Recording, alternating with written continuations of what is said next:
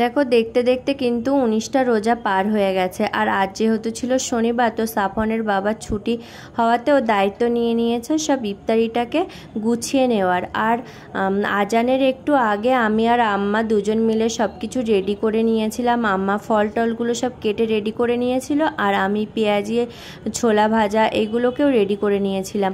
আর আজকে আমি একটু হালিম বানিয়েছিলাম, আর এইদিকে ছিল মিল্কশেক। কারণ শনি রবিবার এই দুদিন সাফওয়ানের বাবা আর আমরা সবাই একসঙ্গে মিলে ইফতারি করি, তো এই দুদিন একটু গুছিয়ে ইফতারি করার চেষ্টা করি। ইফতারি করে ভালো করে ইফতারি কোনোদিনই করা হয় না, হয়তো কখনো মানে হাঁটতে হাঁটতে ইফতারি হচ্ছে, কখনো দৌড়াতে দৌড়াতে ইফতারি হচ্ছে, মানে এরকম হয়। ট্রেন ধরার তাড়া থাকলে যা হয় ওই আর কি, মানে ওই সময় থাকে ট্রেন, তো এইভাবেই ইফতারিটা হয়। ভালো করে কখনো ইফতারি করতে পারে না। তো শনি রবিবার যেহেতু ছুটি থাকে, তো এই দিন সবটা একটু ভালো করে করার চেষ্টা করি। তো দেখো সব কিছু গুছিয়ে নিয়ে আর বসে গেছে আমরা। এর ভিতরে আজানও হয়ে গেছে, আমাদের ইফতারিও করা হয়ে গেছে। আর এদিকে দেখো আমি সাফওয়ানের ইফতারি রেডি করছিলাম।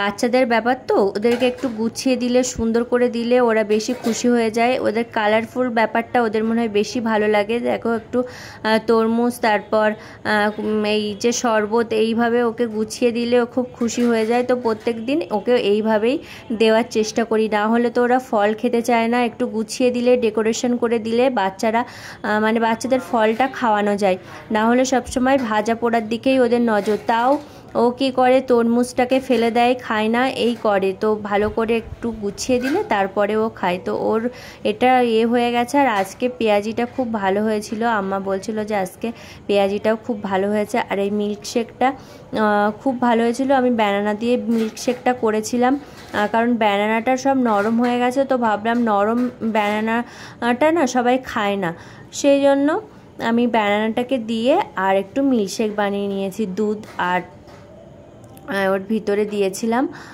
খেজুর দিয়েছিলাম, আর একটু দিয়েছিলাম রুহ আফজা, সেই জন্য একটু পিঙ্ক পিঙ্ক কালার এসছে। তো এটা খেয়ে সবাই ভালো বলেছিল। এদিকে দেখো আম্মার এক্সপ্রেশন দেখে তোমরা নিশ্চয়ই বুঝতে পারছো যে আমার মিল্কশেকটা খুব ভালো হয়েছিল। তারপর সাফওয়ানের বাবা খেলো, সাফওয়ানের বাবাও বলল খুব ভালো হয়েছে। আসলে ব্যানানা দিয়ে মিল্কশেক আমি আজকে প্রথম করেছি। আমি রোজা পড়ে আগে সাফওয়ানকে বানিয়ে দিতাম, কিন্তু রোজা পড়ে এই করলাম, তো সবাই বলল বেশ ভালো হয়েছে খেতে। তো এরপরে আমরা আমাদের ইফতারি মোটামুটি খাওয়া কমপ্লিট। প্রথমে আমরা একটু নামাজ পড়ে নেব, তারপর বাদ বাকি ইফতারিটা শেষ করব। এইভাবেই আমাদের প্রত্যেক দিন ইফতারিটা করা হয়, কারণ একসঙ্গে খাওয়ার পরে আর নামাজ পড়তে কষ্ট হয়। কারণ যেহেতু এরপরে আমরা অনেকটা পরিমাণে পানিটাকে খেয়ে ফেলি রোজা ভাঙার পরে, যেহেতু এই কদিন গরমও পড়ছে, পানিটা বেশি খাওয়া হয়ে যায়, তারপরে খুব কষ্ট হয়। তো সেই জন্য অল্প একটু খেয়ে তারপর নামাজ পড়ে নিয়ে তারপর আবার আমি রেডি করে নিচ্ছি। আসলে যেদিন হালিম হয় না, সেদিন আর অন্য কিছু কেউ খেতে চায় না। ইফতারির পরে বলে হালিমটাই দাও, তো আমি হালিমটাকেই তুলে নিচ্ছি আগে। আর বাদ বাকি যা ছিল সেগুলো রয়ে গেছে, ওগুলো আর কেউ খায়নি।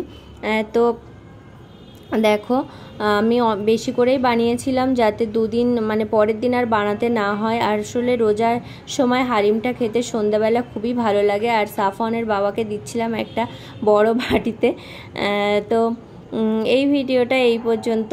সবাই ভালো থেকো, সুস্থ থেকো আর আনন্দ থেকো। টাটা সবাইকে।